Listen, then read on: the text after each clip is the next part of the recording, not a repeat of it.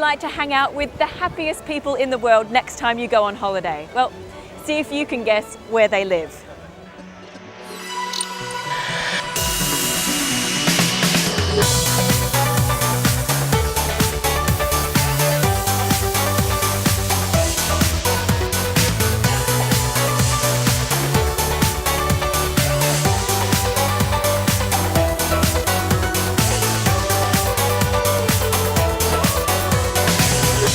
Coming up on the programme this week, I investigate the secret of true happiness.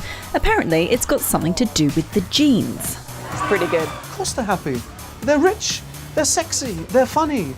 They don't work that much. We head to Budapest to test our skills at the latest craze in adventure games. So I came to Budapest on holiday. Yeah. Why would I want to lock myself in a room? Tommy's here with his review of the latest travel gadgets. I feel a little challenge coming on. Can I have a clock, please? Thank you. And go. And we'll take you on a 60-second stopover tour of Los Angeles.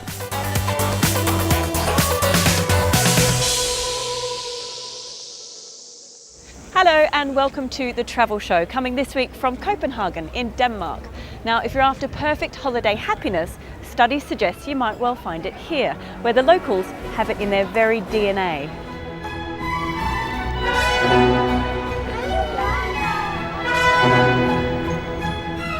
Right in the busy heart of central Copenhagen is a place with a rather slower pace. An old-style amusement park and pleasure garden that first opened its doors in 1843. It's known as the Tivoli Gardens. This is one of the oldest and most beloved attractions in Copenhagen, and Danes come here year-round to do what they do best: enjoy themselves. Since the early 1970s, surveys have consistently shown Danish people to be the happiest in the world. So when the first World Happiness Report was released by the UN in 2013, it was not surprising that Denmark registered the highest life satisfaction scores of all countries. So what is it that makes the people of this country so happy? Happiness is quite complicated, and I have something called, I call it the happiness onion, where you keep on peeling and peeling and peeling.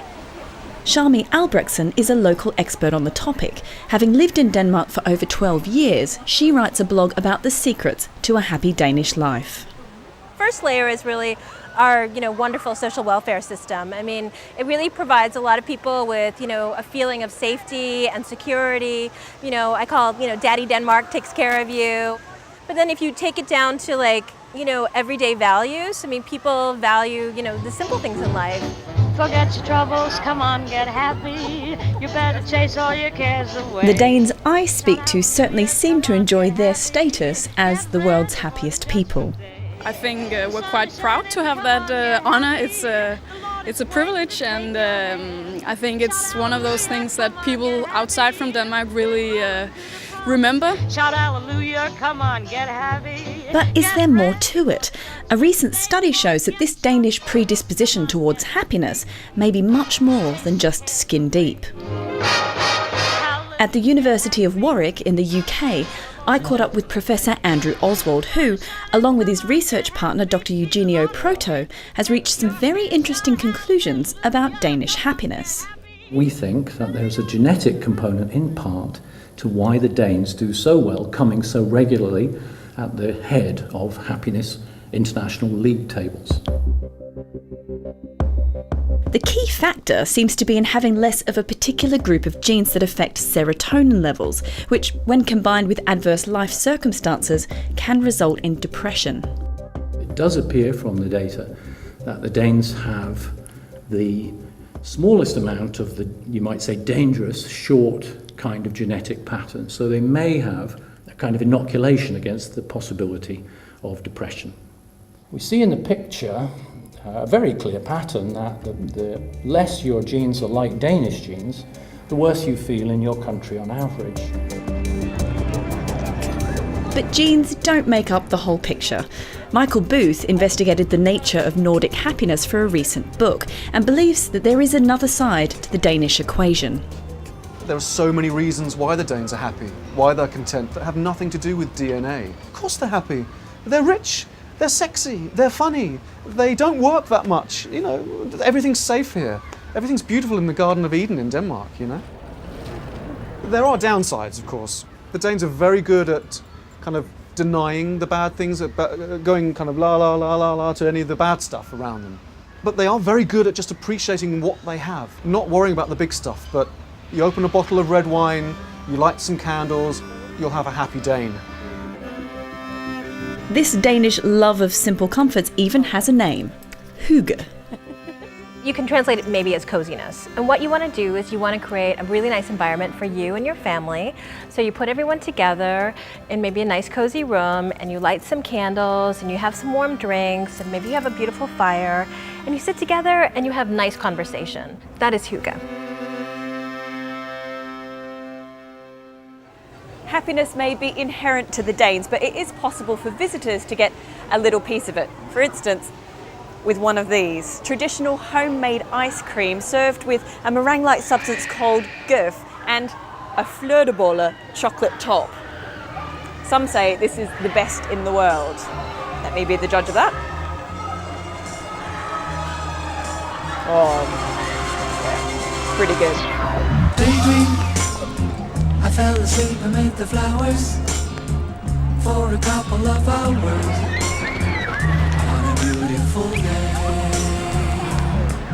Tourists can do as the Danes do, cycling around the beautiful city centre, or simply enjoy being in nature on a sunny day.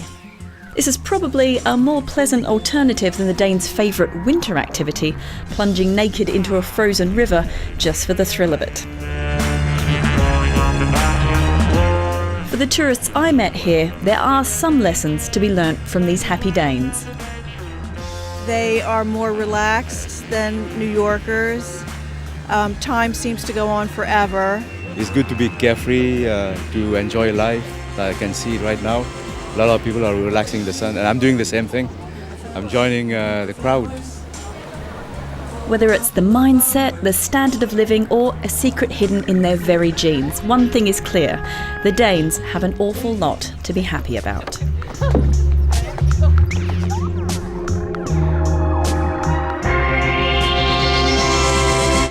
And if you're thinking of taking a trip to Denmark, here are some other ideas to keep you feeling happy. Danes love to cycle. In fact, the country is crisscrossed by over 12,000 kilometres of signposted cycle routes. Usually there are short distances between sites and plenty of places to stop on the way to eat and drink while you recharge your batteries.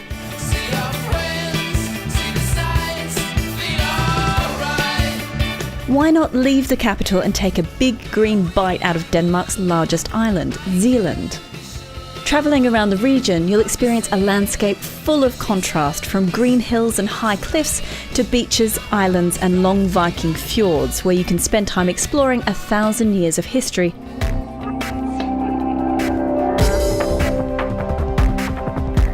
North Jutland is a must if you enjoy the great outdoors. The top of Denmark is an island split from mainland Jutland by the enormous Limfjord. To the north, it juts dramatically out into the sea. You'll also find that this isolation produces a very special light and more hours of sunshine than the rest of Denmark.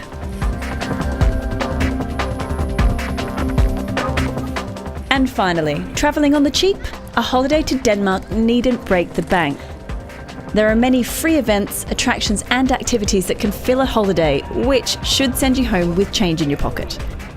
The changing of the Royal Guard takes place every day at around 11:30 a.m, where you can watch them march from Rosenborg Castle through the city, ready to take their post at Queen Margrethe's door. Time now to take a look at what else is happening in travel this week.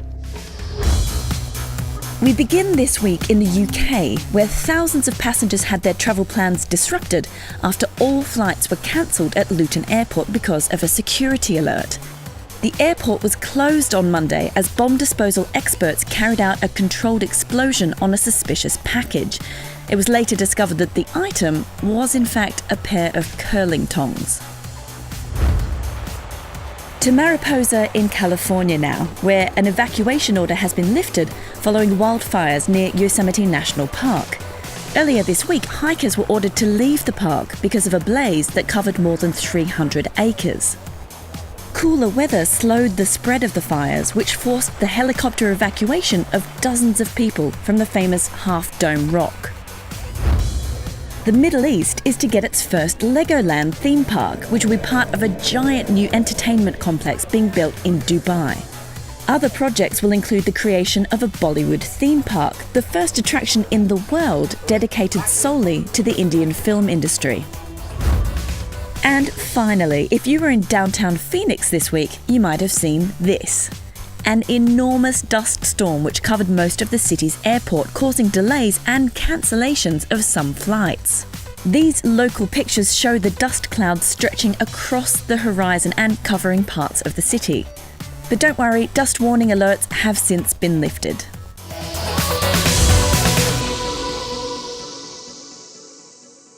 Still to come on The Travel Show.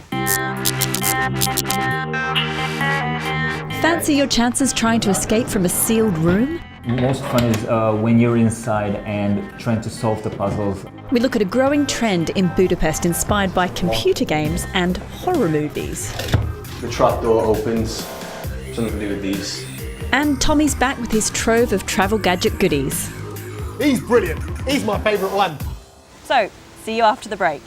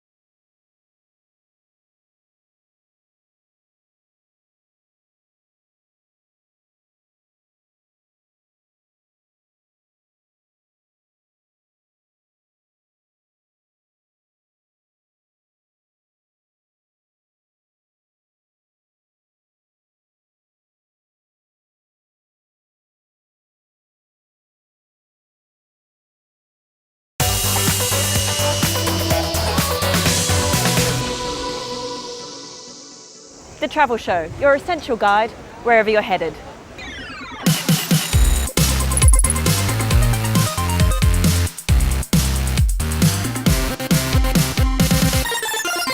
Do you love taking pictures on holiday? Do you want to help save the planet? Well, now you can do both with this. The Sun and Cloud camera can be charged through USB, or if you're not near a power supply, you can charge it through the solar panel or with the hand crank. If you're somewhere where there isn't enough sunshine, you're going to have to use the hand crank at the side to get the power going. Now, the makers say you've got to rotate this between 100 to 150 times to get some charge. I feel a little challenge coming on. Can I have a clock, please? Thank you. And go.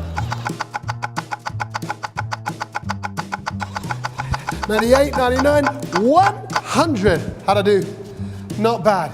But all of that effort only gives you 1 minute's worth of charge, and my fingers are well and truly dented. When the camera is powered up, you get some really stylized shots using the inbuilt filters. But the photo resolution is only 3 megapixels, and most camera phones nowadays are way better than that. This is lovely. It's a camera with a heart, but it's just too bulky, and the resolution is too low. So until that gets sorted out, it's great in principle, just not in practice.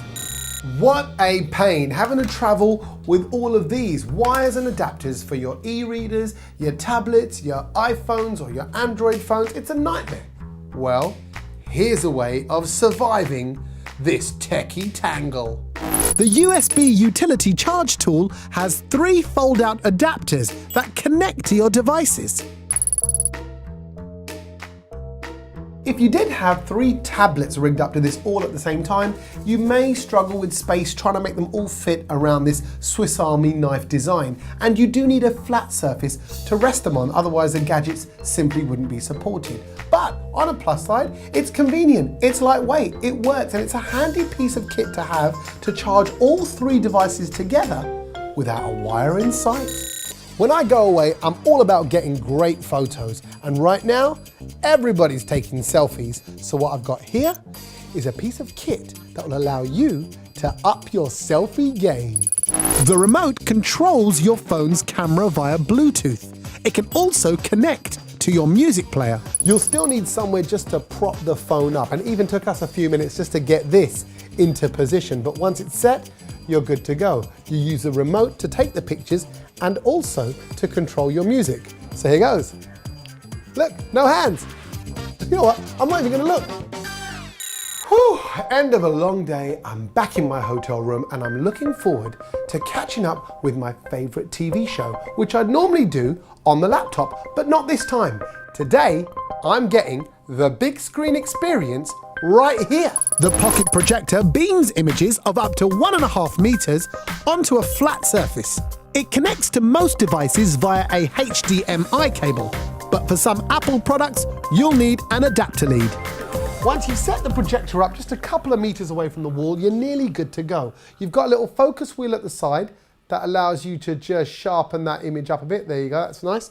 And then at the top, you have a plus and minus button for your volume control. Now the speakers in the projector are quite small and a little bit tinny. And if you're going to the effort of enjoying your programs on this big screen, then you may want to pack some travel speakers with you in your suitcase, which will plug straight in to the audio jack at the back. Right, that's it. I am good to go. Let's hit play on this and enjoy. I love this. Best show ever. He's brilliant. He's my favorite one. Woo-hoo. Yeah.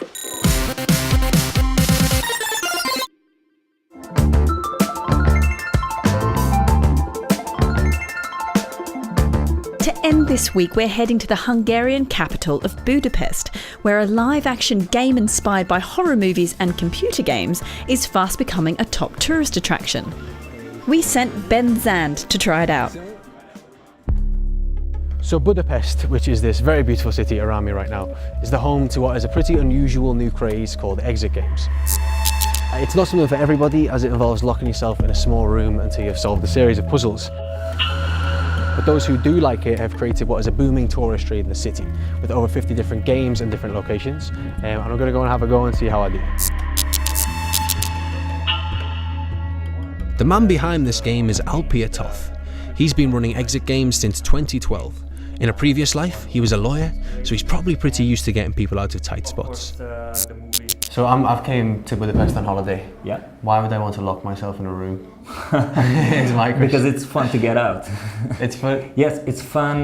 Not only the last step when you finally open the last door, but most fun is when you're inside and trying to solve the puzzles. For this game to work, you need teammates. I've got some, and they're from Liverpool, which is coincidentally also my hometown. What's your name? Phil. Phil, what's your name? James. Brilliant. So one of you is the stag, the other stag. Yeah. And I've come to Budapest for Phil's bachelor weekend. Alright, so if you're ready, guys. This is going to be your room. So, with these guys slightly worse for wear from the night before, we start our game. But we soon realise that it's going to be a lot harder than we originally thought. Okay guys, so wish you good luck. See you soon.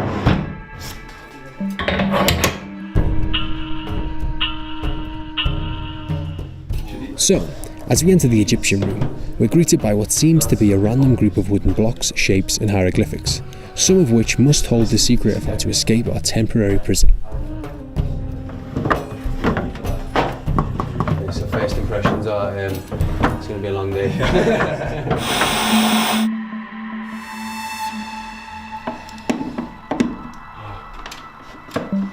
So basically what we think, potentially, is that the trapdoor opens, something to do with these, which I'm guessing is the case.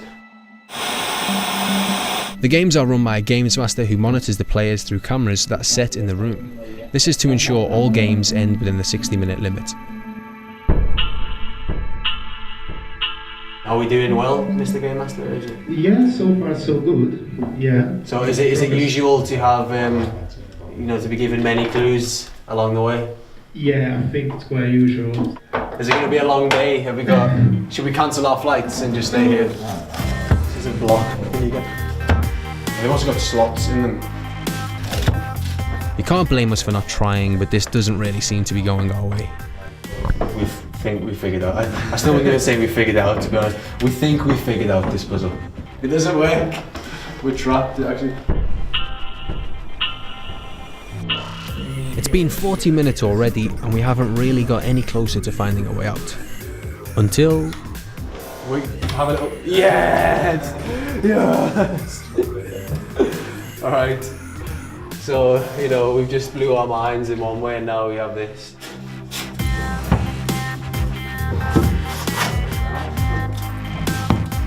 Finally, after an hour of repeated failure, boom, we escape. Yay! Is that it, or is there seems to be more? But not very far. Definitely seems to be more. We got too excited. There's more. But then, a tunnel. But I'm still not really sure how I'm going to escape. So we got the key. Let's see if it works. Yeah. Is it? Oh. And we're free. But it wasn't as easy as we thought. In fact, the games master tells us he's rarely seen anything quite as bad as us. Give me a scale of like 1 to 10 of goodness. 2.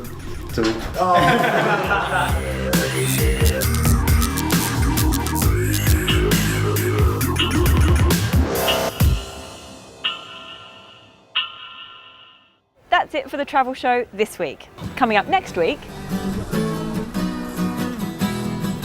Push. Carmen is in Tokyo looking at how you can see one of the most expensive cities in the world on a tight budget. You're gonna allow me to join in, yes? Yes. No singing though? No, you can't sing. No, I can't sing. And Addie heads to Jamaica to take a musical tour of the capital, Kingston. So do join us then if you can. And in the meantime, don't forget you can check out our website and also follow us on social media feeds. But for now, from me, Krista Larwood, and the rest of the Travel Show team here in Copenhagen, it's goodbye.